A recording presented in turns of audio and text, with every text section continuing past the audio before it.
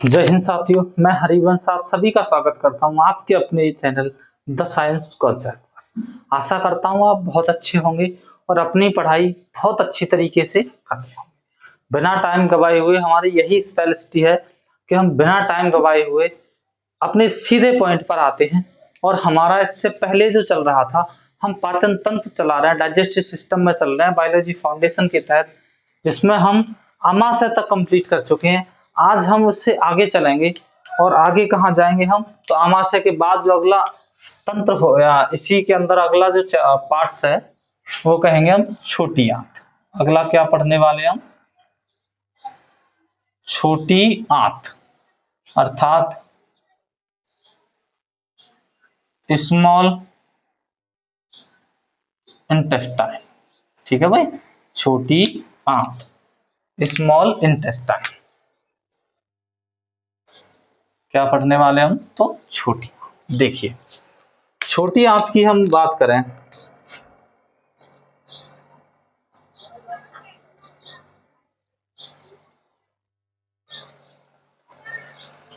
छोटी आंत, देखिए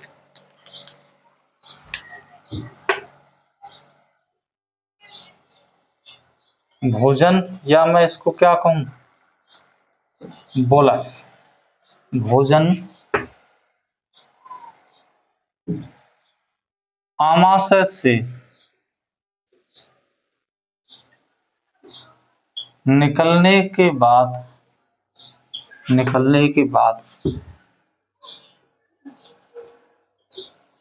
छोटी आंत में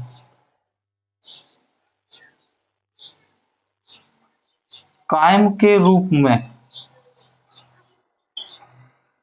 पहुंचता है। छोटी आंत में कैसे पहुंचता है ये? तो कायम के रूप में पहुंचता है। ठीक है भाई, ये चीजें समझ में आई है यहाँ तक। देखिए, अभी मैंने ये बताया था कि जब मुंह के बाद जो मुंह के अंदर भोजन में जो मिल जाते हैं एंजाइम, उसके बाद उसे क्या नाम दिया जाता है? बोलस। जब यह बोलस आमाशय में जाकर पच जाता है तो उसके बाद इसे कहा जाता है कायम। ठीक है भाई। अच्छा,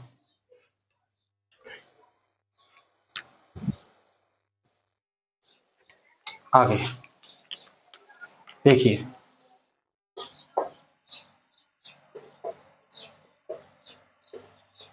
छोटी आंत में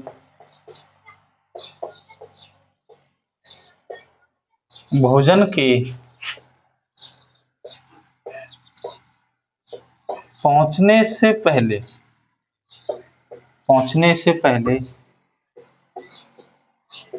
इसमें पित्त रस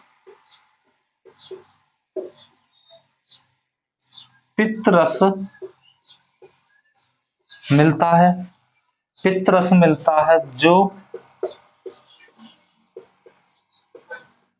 कायम को पित्त रस मिलता है जो कायम को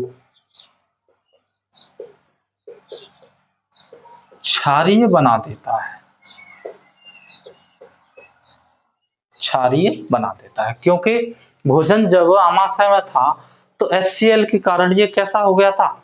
एसिडिक हो गया था। अगर आपको कभी पूछ दिया जाए कि बताइए, बोलस जो होता है वो जब कायम में परिवर्तित होता है तो वो कैसा हो जाता है? एसिडिक। लेकिन वही छोटी आंत में आने के बाद उसमें पित्त रस मिल जाता है और पित्त रस में कोई एंजाइम मौजूद नहीं होता, लेकिन वो इसको क्षारीय बना देता है। ठीक है भाई, आगे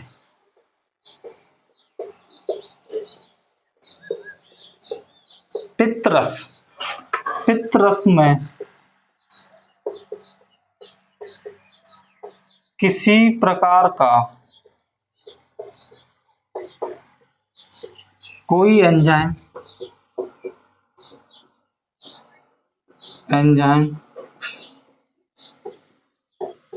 नहीं पाया जाता है। किसी प्रकार का कोई एंजाइम नहीं पाया जाता। इसके बाद भोजन में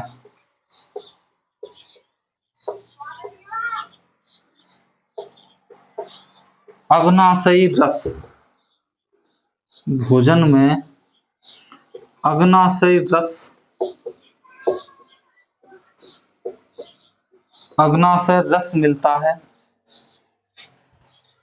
तब तब खाना छोटी आंत के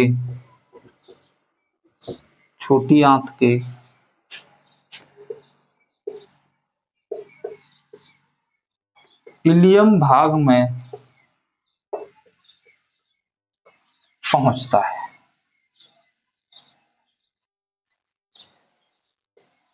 इलियम भाग में पहुंचता है। ठीक है भाई, यहां तक समझ में आया। चलिए मैं कहूं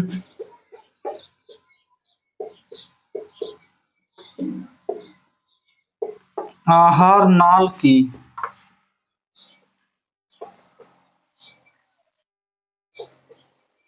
कुल लंबाई, ये पहले बता चुका हूं, 9 मीटर होती है, जिसमें से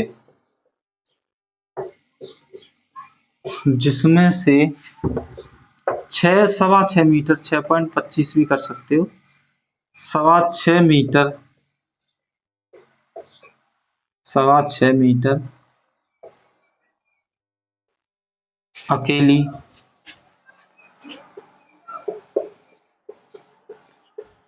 छोटी आंत होती है। ठीक है भाई, इसमें से 6 मीटर अकेली क्या होती है? छोटी आंत। चलिए आगे, छोटी आंत में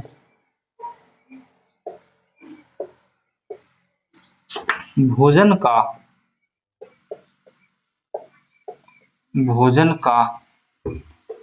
90% पाचन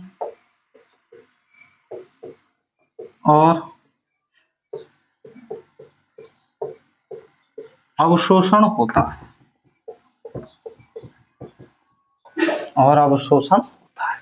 मैं कहूं भोजन का 90% पाचन और अवशोषण दोनों कहां हो जाता है भाई?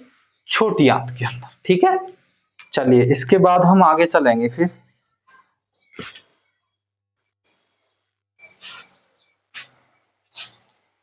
ये मिटा दें, साथ साथ उतारते चलना भाई।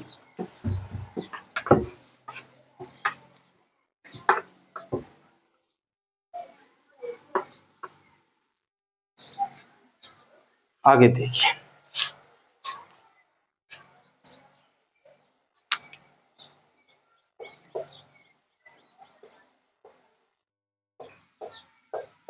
पाचन से संबंधित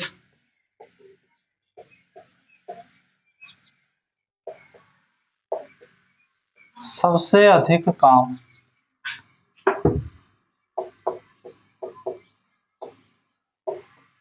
छोटी आंत में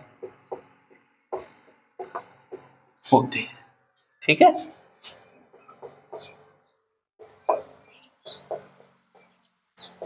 छोटी आंत को 3 भागों में बांटा गया है, 3 भागों में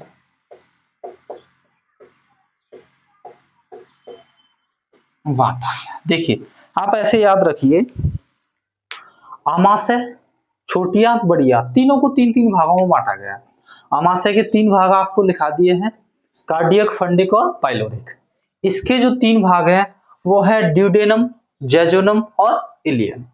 ऐसे ही जब बड़ी आंत आएगी उसके भी 3 भाग हैं। ठीक है भाई, चलिए तो इसका पहला भाग उसका नाम है आपका ड्यूडेनम।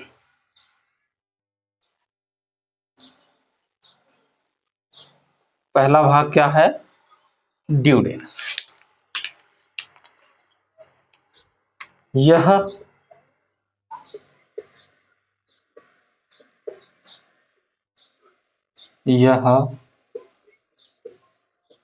आमाशय का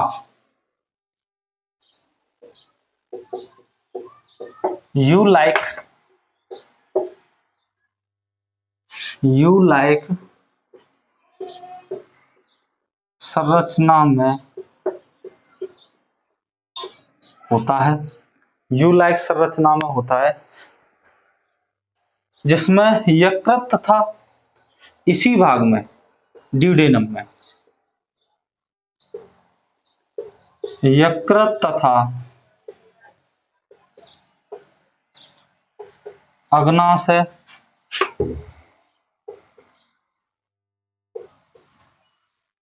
आकर खुलते हैं, यकृत तथा अग्नाशय आकर खुलते हैं, जिनके द्वारा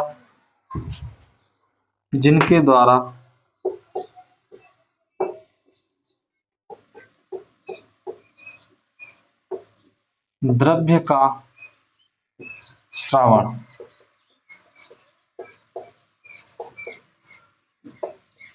किया जाता है, जिनके द्वारा क्या किया जाता है, द्रव्य का श्रावण किया जाता है। ठीक है भाई।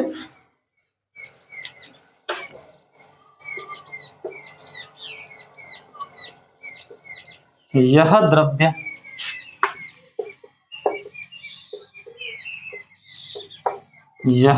एंजाइमों को सक्रिय करते हैं, जिनसे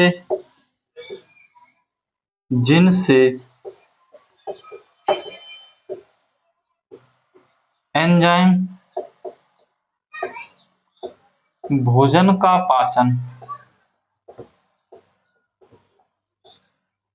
कर सके, जिससे कर लो इसको, जिससे एंजाइम भोजन का पाचन कर सके। अर्थात मैं कहूँ ड्यूडेनम जो भाग होता है ये एक यूलाइक आकार, यू अक्षर के समान की संरचना होती है, कभी कभी पूछ लिया जाता है। यकृत और अग्नाशय से जो रस आते हैं, अर्थात जो यकृत अग्नाशय जो पाइप होते हैं वो कहाँ आकर खुलते हैं, ड्यूडेनम वाले भाग में। ठीक है, चलिए आगे। इसके बाद जो अगला होता है, अगला भाग, उसका नाम है जजुनम।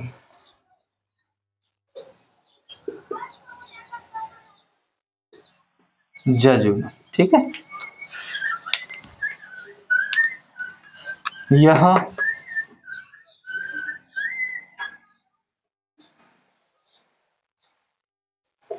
ड्यूडेनम के बाद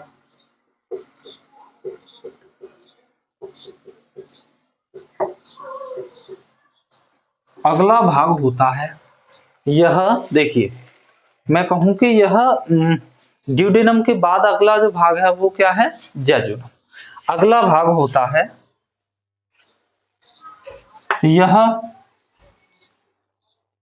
यह इसका कार्य क्या है, तो यह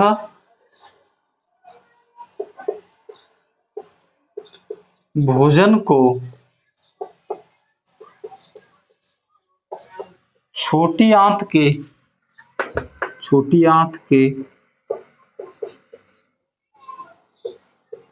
निचले वाले भाग में पहुंचाने का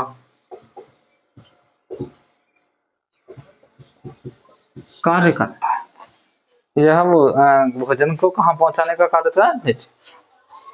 अच्छा, ये जो जजुनम वाला भाग है इसमें पाचन से संबंधित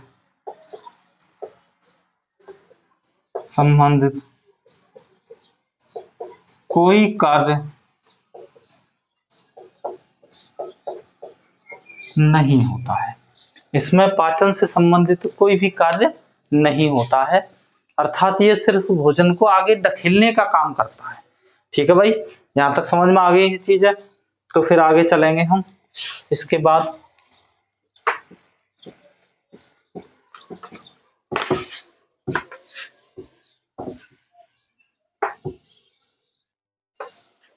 चलिए, इसके बाद है आपका इलियम वाला भाग।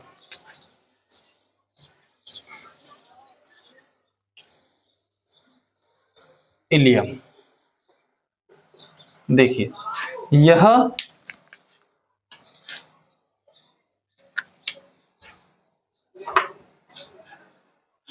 यह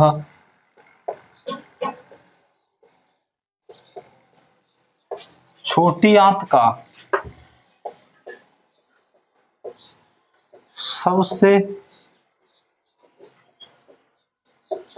निचला भाग होता है जो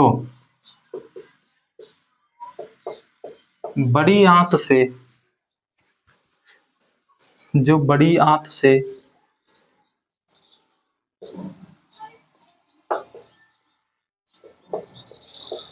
जुड़ा होता है। यह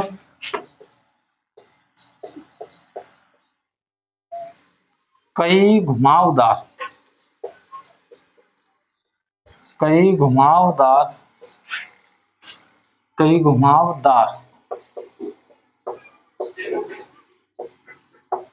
नालियों का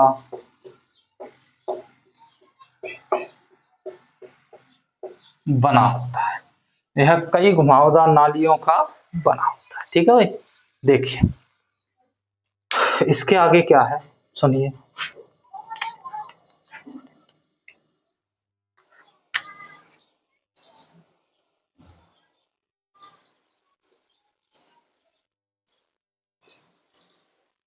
छोटी आंत में भोजन का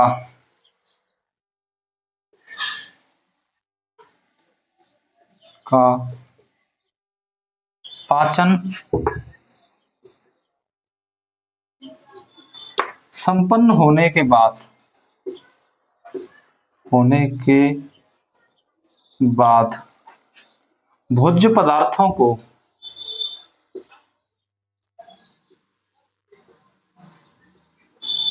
पदार्थों को अवशोषित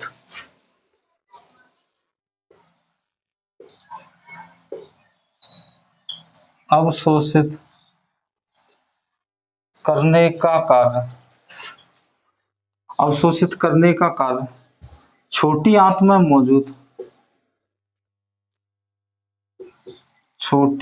में मौजूद रसांकुर, जिसे कहते हैं बिली, करता है। रसांकुर बिली करता है। ठीक है भाई। अच्छा, यह जो बिली होता है, मैं कहूं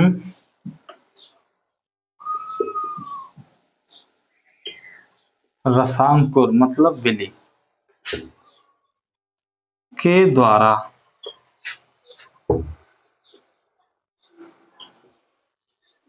पाचन के समय छोटी आंत का आकार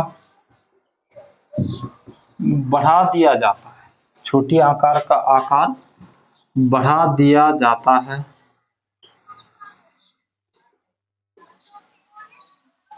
जिससे पाचन आसानी से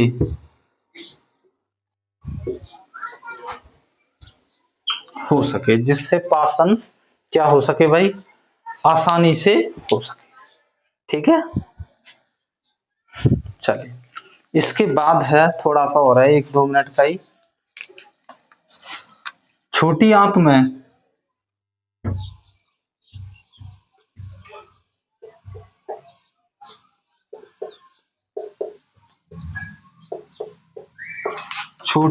में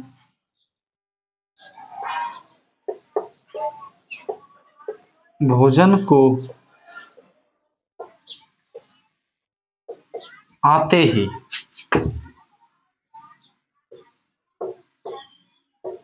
इसमें 3 पाचक रस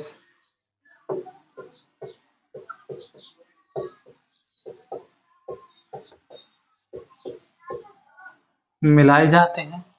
जब भोजन छोटी आंत में आ जाता है तो इसमें 3 पाचक रस मिलाए जाते हैं। कौन कौन से? तो अगला है, पहला मिलाया जाता है इसमें पित्तरस, हालांकि ये मैं आपको पहली बार स्टार्टिंग में ही बता चुका हूं। अगला है अग्नाशय रस, अग्नाशय रस, और तीसरा है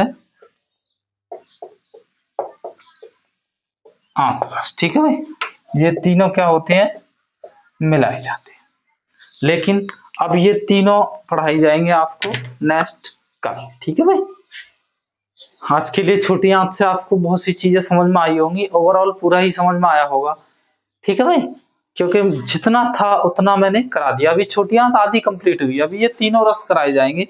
ये तीनों रस कैसे निकलते हैं, इनमें क्या क्या एंजाइम पाए जाते हैं, किसमें एंजाइम पाए जाते हैं, किसमें नहीं पाए जाते, किसका क्या कार्य होता है, कौन कहाँ से निकलता है, बनता कहाँ, स्टोर कहाँ होता है, वो सभी चीजें हम नेक्स्ट कल की क्लास में अटेंड करेंगे। कल आपको छोटी आंत भी कंप्लीट हो जाएगी तथा बड़ी आंत से भी करा दिया जाएगा। ठीक है भाई, चलिए मिलते हैं next day, next class, next जोश व नेक्स्ट आपके साथ। जय हिंद, जय भारत।